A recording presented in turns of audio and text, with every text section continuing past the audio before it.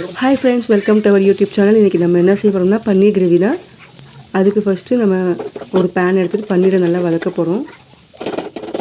நான் இங்கே கீ சேர்த்துருக்கேன். நீங்கள் பட்டர் வேணும்னா பட்டர் சேர்த்துக்கோங்க. 2 டேபிள் ஸ்பூன் கீ சேர்த்து பன்னீரை நல்லா வதக்கணும். ஒரு 5 நிமிஷம் நல்லா வதக்கி விட்டுக்கோங்க. ஸோ நம்ம மசாலாவுக்கு முந்திரி பருப்பு தேவை. நான் தனியாக வதக்கலை, அதனால் பன்னீரோடு சேர்த்தே வதக்கிட்டேன். இதோட சேர்த்து நல்லா வறுத்துட்டேன். நீங்கள் தனியாக வறுத்து வச்சுருந்தாலும் வச்சுக்கோங்க. இப்போ பன்னீரை நல்லா ஃப்ரை பண்ணிவிட்டு இதை தனியாக எடுத்து வச்சுடுங்க.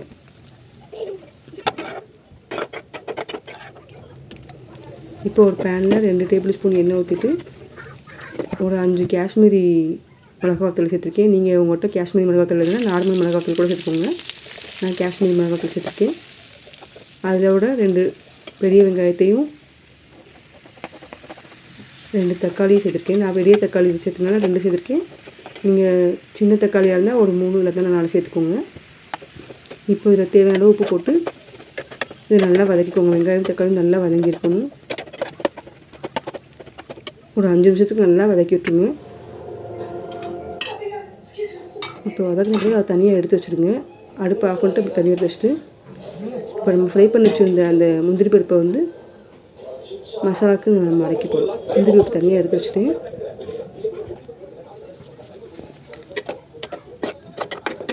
இப்போ எடுத்து வச்சுட்டு நம்ம ஆஃப் பண்ணி வச்சுருந்தோம்னா மசாலா கட் பண்ணி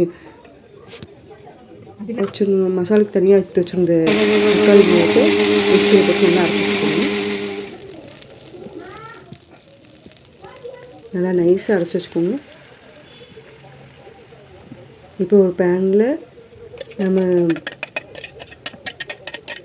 2 டேபிள் ஸ்பூன் எண்ணெய் ஊற்றி பட்டை லவங்கம் பிரியாணியில் எல்லாத்தையும் சேர்த்து வதக்கிட்டு இப்போ நம்ம அரைச்சி வச்சுருந்த மசாலாவையும் சேர்த்து இதில் நல்லா வதக்க போகிறோம். மிக்ஸ் பண்ண பிறகு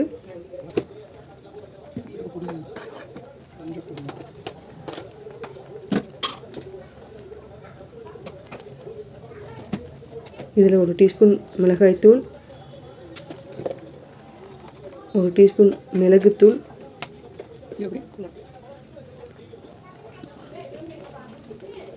அப்புறம் 1/2 டீஸ்பூன் மஞ்சள்தூள் சேர்த்து இதை நல்லா மிக்ஸ் பண்ணி மசாலாவோட சேர்த்து மிக்ஸ் பண்ணிக்கோங்க. அப்புறம் 1 டேபிள் ஸ்பூன் சீரகத்தூள் சேர்த்துக்கோங்க. சீரகத்தூள் சேர்த்துட்டு 2 டேபிள் ஸ்பூன் தயிர் சேர்த்துக்கோங்க. அதோட 1/2 லெமனை புளிஞ்சு விட்டுக்கோங்க. புளிஞ்சுட்டு இது நல்லா இந்த மசாலா எல்லாம் அந்த மிக்சிங்கில் நல்லா மிக்சர் அளவுக்கு நல்லா கிண்டி விட்டுருங்க.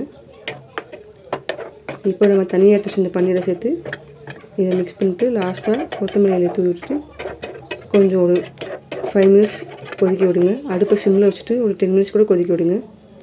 ஸோ அந்த பன்னீர் வந்து அந்த மசாலோட சேர்ந்து மசாலா அந்த பன்னீரில் இறங்கியிருக்கணும். ஸோ ஃப்ரெண்ட்ஸ், நம்ம சேனலை யார் யார் சப்ஸ்கிரைப் பண்ணி சப்ஸ்கிரைப் பண்ணிவிட்ருங்க.